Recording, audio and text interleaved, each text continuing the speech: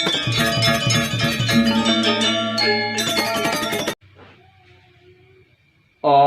Oignam Astunama Sidem, kembali berjumpa dengan saya. Pada kesempatan ini saya akan membahas tentang bagaimana ngayabang sesuai petunjuk mimpi. Bukan menurut saya, tapi menurut petunjuk mimpi.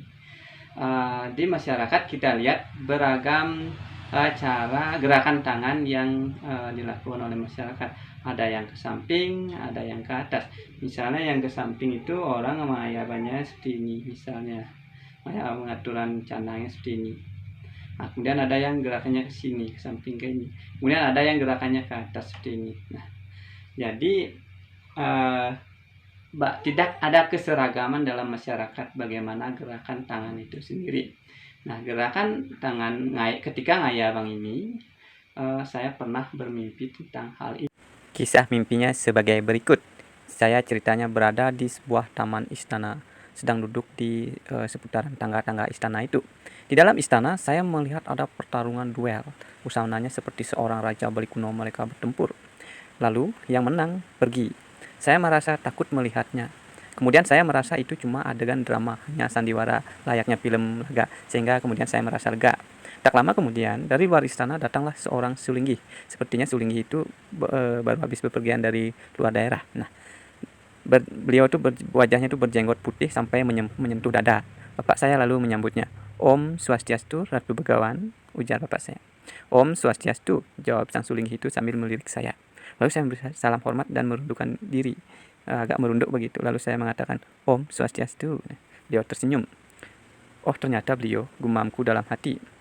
Saya jadi teringat bahwa sebelumnya pernah bertemu beliau Sulinggih ini, namun saya lupa bertemu di mana. Orang suci tersebut diikuti dua orang wanita di belakangnya. Wanita itu wanita Parubaya. Wanita itu ternyata Sarati Banten. Tak lama kemudian, sang Sulinggih masuk ke gerianya atau ke rumahnya. Sedangkan dua wanita tersebut mengajak saya dan bapak saya ke tempat jamuan makan. Begitu memasuki tempat jamuan makan, wanita itu mencari makanan yang tidak ada daging babi. Begitu pula saya tak diizinkan mengambil daging babi. Lalu kami duduk, wanita itu duduk di sebelah kiri saya, lalu menceramahi saya. Ceramahnya sebagai berikut. Dia berkata seperti ini. Bila pasangan suami istri sembahyang, yang perempuan mengundang dewa, yang laki-laki mempersembahkan atau memutuskan. Itulah sebabnya laki-laki bisa disebut putus seperti kakek kamu. Kalau nggak ya bang, begini caranya, ujar wanita itu sembari menggerakkan telapak tangannya, diposisikan di sebelah kiri, lalu naik berputar ke sebelah kanan seperti gerakan Purwadaksina. Ke arah saya jadinya, karena saya berada di sebelah kanan. Jari-jarinya miring ke depan dan jari-jarinya itu rapat. Nah, jadi mimpi ini membahas tentang beberapa persoalan, tapi inti yang akan saya bahas ini adalah tentang ngayabang, yaitu cerita mimpi bagian akhir. Ya, akan saya jelaskan lebih yang akan saya jelaskan lebih detail. Gerakan tangan yang dimaksud ini adalah gerakan tangan yang kita aturkan kepada sesunan, yaitu gerakannya adalah keluar. Gerakan tangan itu sebagaimana dalam petunjuk mimpi itu adalah gerakannya adalah dari kiri ke kanan, tapi posisi tangan itu ke depan dan agak miring ke depan. Dari kiri ke kanan maksudnya ada seperti ini, dari kiri ke kanan. Nah, misalnya kita langsung membawa nampan yang berisi canang sari gitu misalnya, maka bisa seperti ini. Tapi etikanya perlu diketahui bahwa ketika ingin mengaturkan persembahan itu, mengaturkan canang itu, etikanya adalah kita mengundang susunan terlebih dahulu, kemudian baru diaturkan, kemudian diakhiri beliau tuh disuruh kembali. Istilahnya yang kita kenal ini adalah utpeti, setiti, pralina. Utpeti itu adalah mengundang, setiti dalam mengaturkan, pralina adalah memulangkan beliau. Jadi ya kita harus mengundang beliau terlebih dahulu. Tapi sebelum mengundang beliau, kita harus menyucikan perlengkapan yang kita aturkan itu. Misalnya bisa dengan puja yang sederhana seperti ini. Om Ralingsa Pramasiwa Gangga Tirta Martena Maswaha. Lalu kita percikan tirta ke perlengkapan ini. Kemudian juga perlu juga puja terhadap dupanya juga. Nah, setelah kita bersihkan, baru kita letakkan ke semua pelinggih.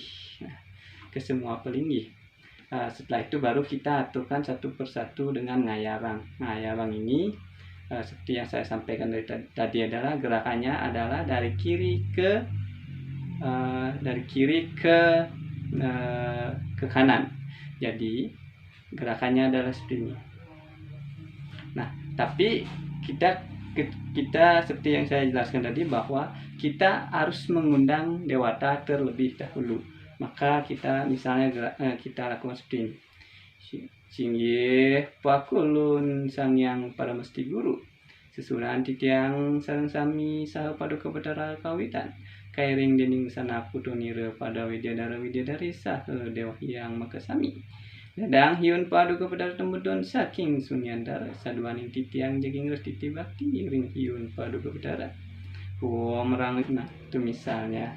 Ini kita bisa buat sendiri. Kenapa pujanya seperti itu? Itu adalah pertama kita harus mengundang Batara Hyang Guru, yaitu Tuhan itu sendiri. Kemudian susunan Sami. Nah, dan kemudian Batara Kawitan. Selanjutnya diiring oleh Dewa Hyang dan Widyadara Widadari. Kenapa Dewa Hyang? Karena kalau kita di Kamulan itu karena juga melinggih Dewa Hyang Makasami. Jadi urutannya dari yang tertinggi kemudian sampai yang Dewa Hyang yang paling dekat dengan kita. Nah, setelah itu baru kita aturkan ayabang persembahannya. Misalnya mulai dari Padmasana. Walaupun sebenarnya secara gininya urutannya bukan Padmasana yang tertinggi, melainkan Rongtelu sebenarnya kedudukannya tertinggi. Tapi kita bisa mulainya di Padmasana, yaitu sebagai upasaksi utama biasanya, karena kita adalah kepada Sang Yang Surya, intinya adalah kepada susunan Sami. Jadi kalau kita di Padmasana itu misalnya ayabang canangnya seperti ini. Singgih pakulun susunan titiang makasami. Niki titiang aturaken canang sebit sari akebit sari ledang hiun paduka betara anyemput sari akebit sari aturan panjak palunggu paduka betara. Merami saprama siwuri nama swaha. Nah, kemudian kalau misalnya di Rongtelu itu Maketis tirtanya itu sebanyak 9 kali. Setelah kita tadi ngayabang itu langsung dipercikan tirta ke Padmasana itu misalnya 3 kali. Kemudian kalau di Rongtelu itu kita mempercikan tirta itu setelah ngayabang itu adalah sebanyak 9 kali di rong sebelah kanan, kemudian sebelah kiri, dan di tengah. Itu masing-masing berbeda. Di sebelah kanan itu adalah kepada Ibapa, yaitu Sang Yang Akasa. Kemudian di sebelah kiri itu Sang Yang Pertiwi. Kemudian di tengah itu adalah kita diri sendiri, termasuk Dewa Hyang di sana, termasuk Atma kita. Tuh, kita bisa doanya itu kita buat sendiri. Nah, kalau dalam buku ada yang disebutkan bahwa ngayabang ke samping itu adalah ditunjukkan kepada manusia.